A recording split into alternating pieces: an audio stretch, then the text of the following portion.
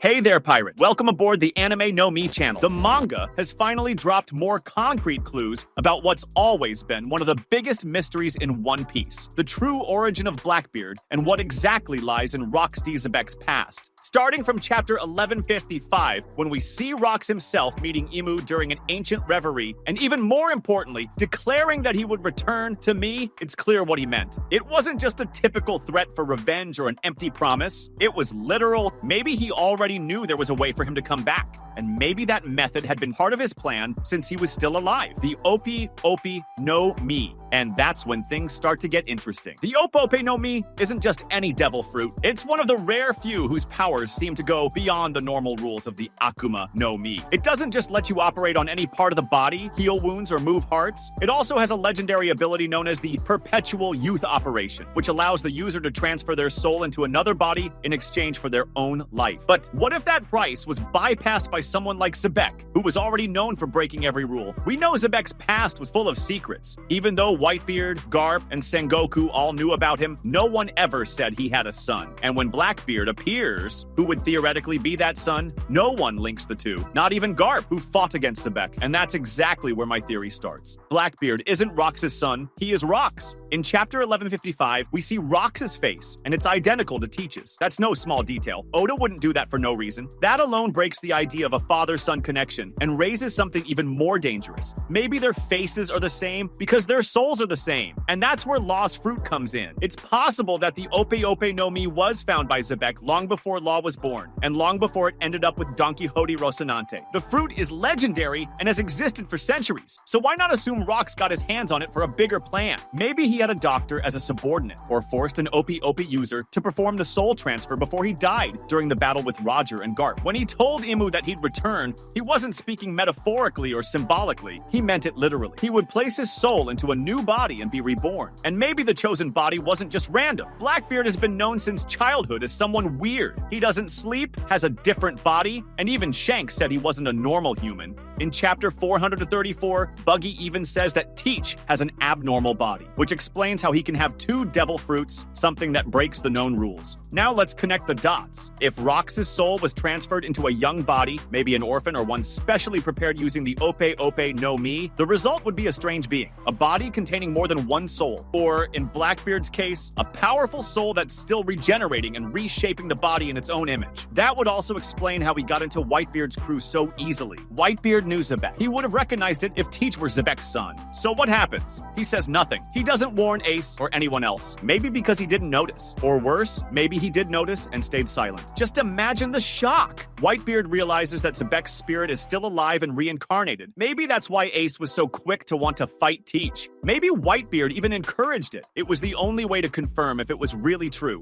And Blackbeard's ultimate goal has always been to have it all. Sounds like a simple phrase, but it's the same ambition Rox had. He wanted to destroy the world and create a new one, ruled by him alone. Pirate Island Hachinosu was Rox's base, and now it's Teach's. The connection between them isn't symbolic, it's direct continuity. Same place, same dream, maybe even the same person. Now here's a detail that can't be ignored. Rox kidnapped 5 kings during the reverie, by himself, with a power no other pirate had, and even then he vanished. No one knows how he died. No body was shown, no proof, only the report from Garp and Sengoku claiming he was defeated. But defeated how? Why so many secrets? And if he was defeated, then how did he appear meeting Imu just 8 years ago? That meeting 8 years ago is the cherry on top. The timing perfectly matches Blackbeard's rise. He really starts making moves after Roger's execution and Shiki's fall. It's like someone was resetting the chessboard. And Rox's promise to Imu that he'd return, maybe it wasn't a threat. Maybe it was blackmail. He'd already done what he needed to. Now it was just a matter of waiting. If Law's fruit allows soul swapping and Rox had access to it, then maybe the Blackbeard we know isn't just some anomaly. He's the fusion of two minds, the original boy and Xebec. And maybe that's why Marco referred to him as they. Maybe that's why he never sleeps. Maybe the body is still fighting the old soul. Or maybe the boy is long gone. That would also explain why Imu is so interested in keeping certain people under control. His personal servant, Gunko, was shown alongside Rox in the past and is still alive today, like the timeline is being manipulated by powers way beyond what the world government admits. Maybe Rox's immortality wasn't an exception. Maybe it's a secret reserved for the highest level of power in the world. Remember chapter 577 when Whitebeard lands a direct Gura Gura punch to Blackbeard's head and the guy still gets up? We've seen Luffy drop from one hit by Kaido. Law nearly passes out from a hit by Virgo, but Teach takes a full Quake punch like a crash test dummy and keeps standing. That alone should have raised red flags. But the manga takes it even further. In chapter 440, Marco says, his body is strange. That's why he can eat 2 devil fruits. That was said a long time ago, and no one ever explained it. We know that devil fruits collapse when 2 powers try to exist in the same body. But Blackbeard got the Yami Yami no Mi, and later the Gura Gura no Mi, and his body still accepts it. How? If we think of Teach's body as a modified vessel, it starts to make sense. The Ope Ope no Mi allows for the restructuring of organs, veins, even consciousness itself. Maybe the soul transfer ritual made adjustments to his body. Or maybe the boy who originally was Teach was genetically modified by someone like Vegapunk, or even by the ancient science from the moon, which we saw with Enel. And here's maybe the creepiest detail of all. Blackbeard doesn't sleep. Ever stop to think what that really means? It's not that he sleeps little, it's that he can't sleep. In the SBS from volume 63, Oda confirms it himself. He's been like this since childhood. He doesn't sleep. What stops someone from sleeping? A restless mind? No, that would be insomnia. But this is much more than that. This is a lack of a biological cycle, which raises a disturbing possibility. What if his body doesn't have a normal consciousness control?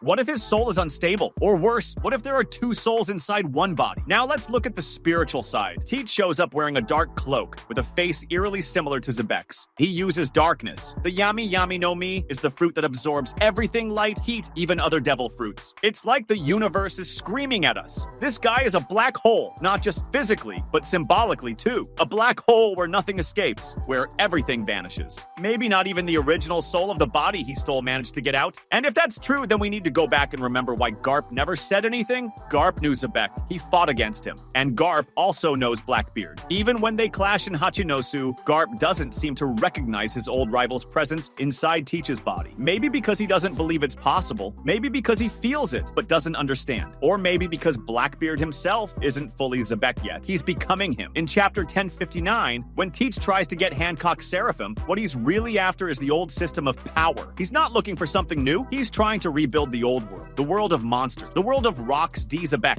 He wants his army of freaks. He wants the Dark Era back.